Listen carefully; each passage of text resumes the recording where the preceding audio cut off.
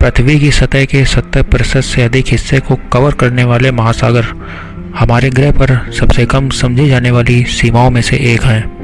अपनी विशालता और महत्व के बावजूद वैश्विक महासागर का केवल 20% हिस्सा ही खोजा जा सका है, जबकि 80% से ज़्यादा हिस्सा अज्ञात और काफ़ी हद तक अज्ञात है। हाल ही के महीनों में असामान्य समुद्री घटनाओं में उछाल देखा गया, जिसमें व्हेल का फंसना, गहरे समुद्र में ओरफिश का उथले पानी में दिखना और रहस्यमयी डेविल फिश, जिसको ब्लैक सी डेविल एंगलर फिश कहा जाता है, का दिखना शामिल है।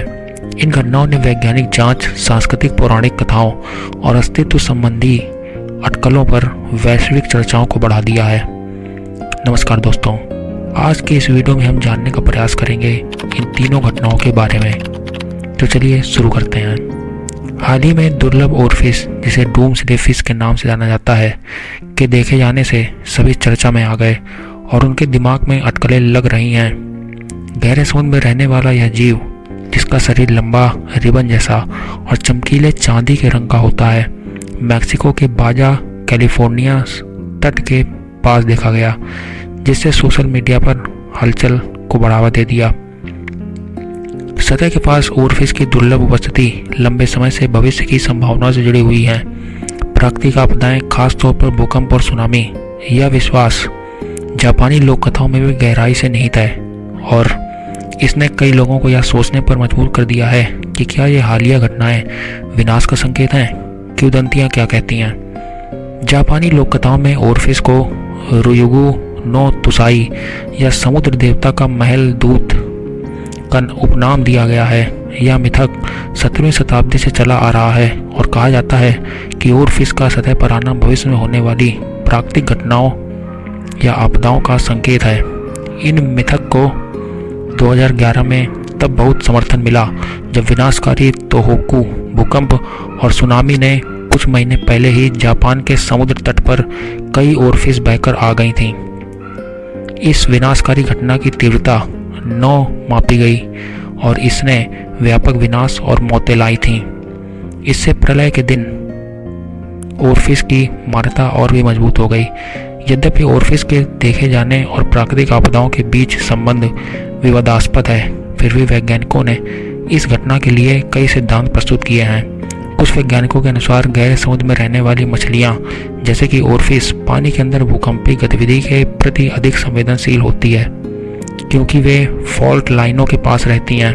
ऐसी संवेदनशीलता उन्हें भूकंप के पहले सतह पर आने के लिए प्रेरित कर सकती हैं, लेकिन ज़्यादातर वैज्ञानिकों को लगता है कि यह संबंध आकस्मिक है और ओरफिश के शक्तिशाली धाराओं या बीमारी के कारण सतह पर आने की संभावना ज़्यादा होती है। सोसाइटी ऑफ अमेरिका में 2019 में किए गए अध्ययन में जापान में ओरफिश के देखे जाने और भूकंप के बीच कोई संबंध नहीं पाया गया। आपदाओं के पूर्वानुमान के रूप में ओरफिश में विश्वास केवल जापान तक ही सीमित नहीं है। अगस्त 2017 में लुजोन द्वीप पर 6.6 तीव्रता का भूकंप आने से ठीक एक दिन पहले फिलीपींस में भी 2 ओरफिश बहकर किनारे पर आ गईं। इसी तरह 2013 में कैलिफोर्निया के समुद्र तटों पर भी 2 ओरफिश पाई गईं, लेकिन वे कोई तबाही लेकर नहीं आई थीं।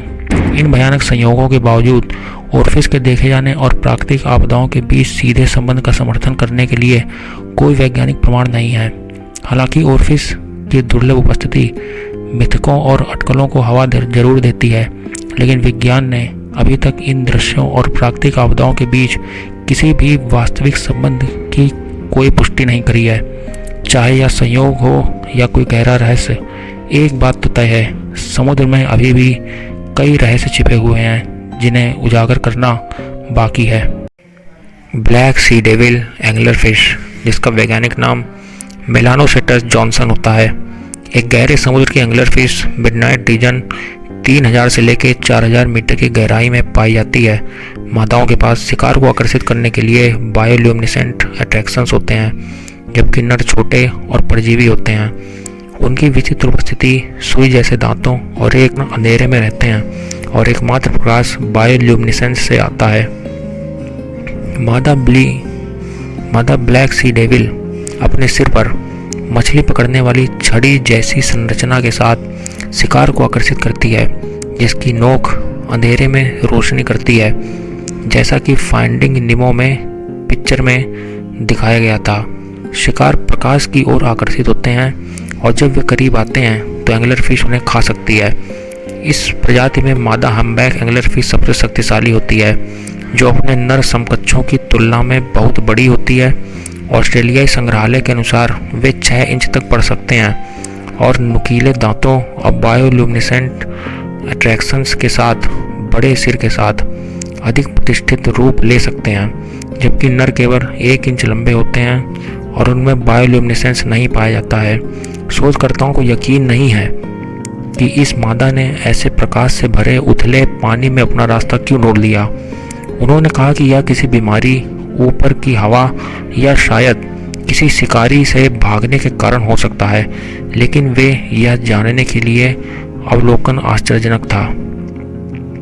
यह स्पष्ट नहीं है कि ब्लैक सी डेविल एंगलर फिश उथले पानी में क्यों तैर रही थी, लेकिन जिस टीम ने इस जीव को देखा उसे संदेह था कि यह बीमार हो सकता है या किसी शिकारी से बचकर भाग रहा हो। फुटेज लेने के कुछ समय बाद ही इसकी मौत हो गई। हालांकि विशेषज्ञों का कहना है कि थोड़ी देर के लिए भी जीवित देखना इसे एक बड़ा अवसर था, क्योंकि डरावनी दिखने वाली यह मछली आमतौर पर समुद्र की सतह से 650 से लेकर 6500 फीट नीचे तैरती है। अपने नाम में डेविल वाली यह मछली सामान्य रूप से जिस गहराई में रहती है उतनी ही काली होती है।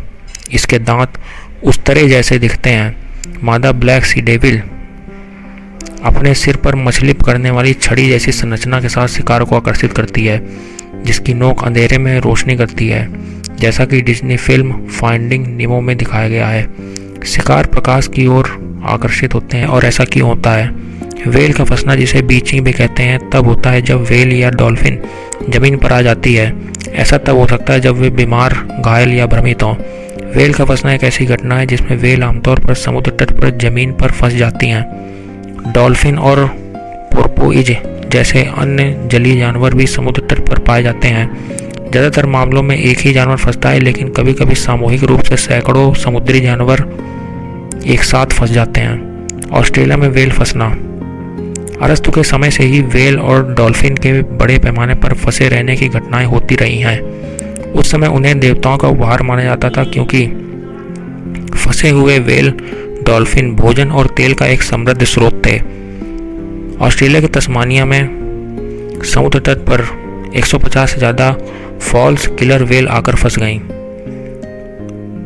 जिनमें से सिर्फ 90 को ही जिंदा बचाया जा सका। ऑस्ट्रेलिया 90 वेल को मारेगा। 150 से ज़्यादा तस्मानिया के तट पर फंसी समुद्र में वापस नहीं भेजा जा सका। आम लोगों ने वेल्स वाले इलाकों में न जाने की अपील की गई है। यह इलाका यहाँ के आदिवासी समुदाय के लिए काफ़ी महत्व रखता है। ऑस्ट्रेलिया में तस्मानिया के पश्चिमी तट पर सबसे ज़्यादा वेल के फंसने की घटनाएं होती हैं। फॉल्स किलर वेल ज़्यादातर झुंडों में रहती हैं। एक के फंसने पर दूसरी वेल्स उसकी मदद के लिए आ जाती हैं। रेस्क्यू वर्कर्स लगातार वेल्स को कोशिश में जुटे थे। ज़्यादातर वेल हमेशा एक साथ रहती हैं। अगर कोई एक वेल कहीं फंस जाती है तो बाकी सब भी उसके पीछे जाने लगती हैं। यही वजह है कि समुद्र तट के किनारे एक साथ इतनी सारी वेल्स फंसकर उनकी मौत हो गई। कई बार कोई एक वेल किनारे पर आ जाती है और फिर तकलीफ में दूसरे वेल के पास संकेत भेजती है। उन वेल के सिग्नल मिलने पर दूसरी वेल भी उसके पास आ जाती है और फंसने लगती हैं। वेल के मरने पर उसके शरीर में मौजूद बैक्टीरिया मीथेन गैस बनाना शुरू कर देते हैं। यह प्रोसेस मछलियों की मौत के बाद से ही शुरू होने लगता है। जब गैस को शरीर से बाहर नहीं निकाला जाता है या नहीं निकल पाती है गैस, तो पेट फट जाता है। वहीं वेल का शरीर बड़ा होता है, इसलिए इसमें गैस ज़्यादा मात्रा में बनती है। इसी के चलते वेल मछलियों की मौत के बाद समय रहते ही उसके पेट को काट दिया जाता है। पहले ऐसे कई मामले सामने आ चुके हैं जब मरी वेल के फटने से लोग घायल हो चुके हैं। कई अध्ययनों से पता चलता है कि बड़े वाणिज्यिक जहाज़ों, सैन्य सोनार या अपतटीय ड्रिलिंग होने से होने वाले शोर वेल और अन्य समुद्री जानवरों को नेविगेट करने, भोजन खोजने और खुद को बचाने के लिए ध्वनि का उपयोग करने की क्षमता को गंभीर रूप से प्रभावित करता है। या उन्हें बहरा कर सकता है, उन्हें भ्रमित कर सकता है या उन्हें डरा सकता है। वास्तव में ये सब क्या हो रहा है?